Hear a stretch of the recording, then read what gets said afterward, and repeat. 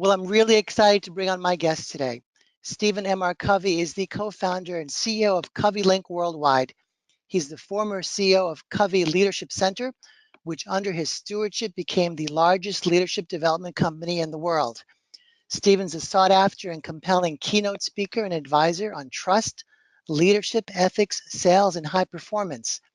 He is the New York Times and #1 Wall Street Journal best-selling author of The Speed of Trust, a groundbreaking paradigm-shifting book. Stephen currently serves on the board or advisory board of several entities, and he lives with his wife and children in the shadows of the Rocky Mountains. With that, welcome, Stephen, to the ExecuNet stage. They're all yours. Wonderful, Tony. Thank you so much for that very kind introduction. And I must say that I'm very excited to be part of this master class that ExecuNet has invited me to participate in, and especially recognizing the quality of the leaders that are on this webinar. I'm honored to be with you. I'm excited, especially to talk about a topic that has become even more relevant today than ever before. Before we started this webinar, Tony and I were talking pre-conference, and we commented how I've been focused on this trust topic really for the last 12 years, and how as important as it was 12 years ago, it's even more critical today with all that's going on in our world and our society and the like. So let me begin, if I could, by sharing an experience. I'll never forget when I was in Tianjin, China. It was September 28th, 2008. So this is about 10 years ago. And the event was the World Economic Forum, the Summer Davos. Now, if you kind of take yourself back in time, do you remember what was happening the end of September 2008? That was when the global financial crisis was really snowballing. Just 2 weeks earlier, on September 14th, Lehman Brothers had gone under. And when they went under, it caused a domino effect where other financial firms were failing and going out of business. And you saw panic everywhere and fear. Stock markets were plummeting, not only in the United States, but all around the world.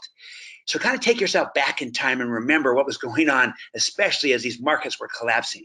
So in that context, they held this World Economic Forum because it had been long scheduled.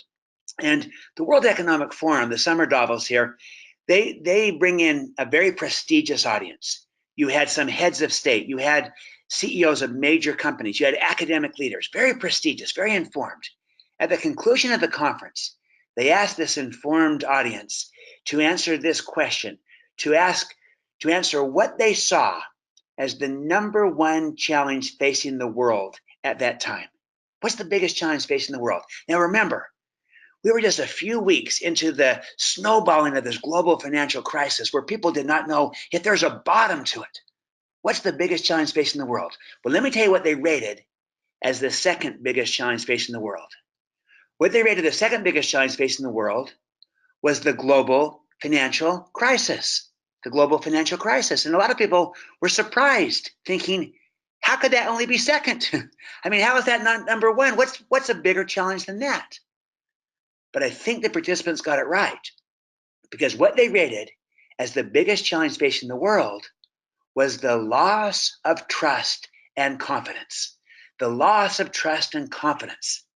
And the reason I think they got it right, because if we lose trust and confidence, that exacerbates the global financial crisis. It exacerbates any situation, any circumstance. Think about it. It's really trust that makes our markets work. It's trust that makes our world go round. It's trust that makes our relationships work, our leadership thrive. You take away trust, everything slows down or even grinds to a halt.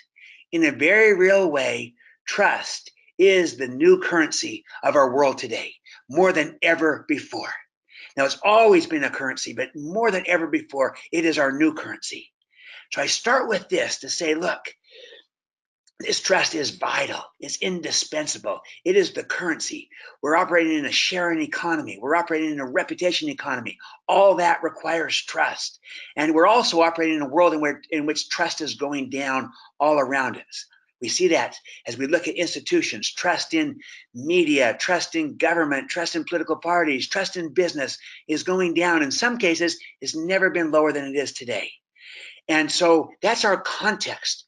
And it is especially critical that in a time of declining trust, that we as leaders become intentional about building trust on purpose. So what I'm going to do today is talk about what's happening to us and what we can do about it.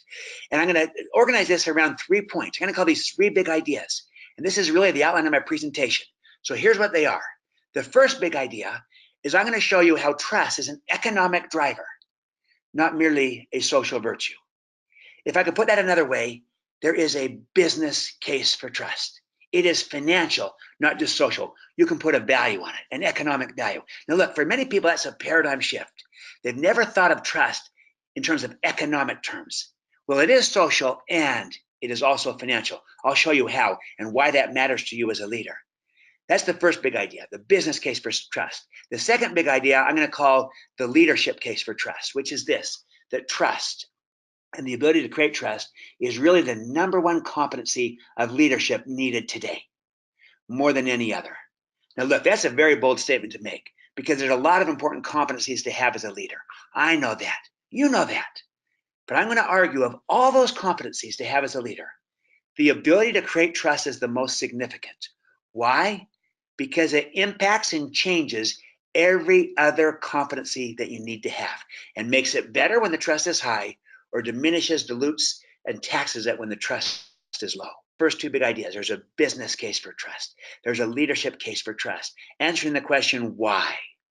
Now, if you buy the why, you then want to move into the what and the how. And that's the third big idea, which is this, that trust is a learnable skill.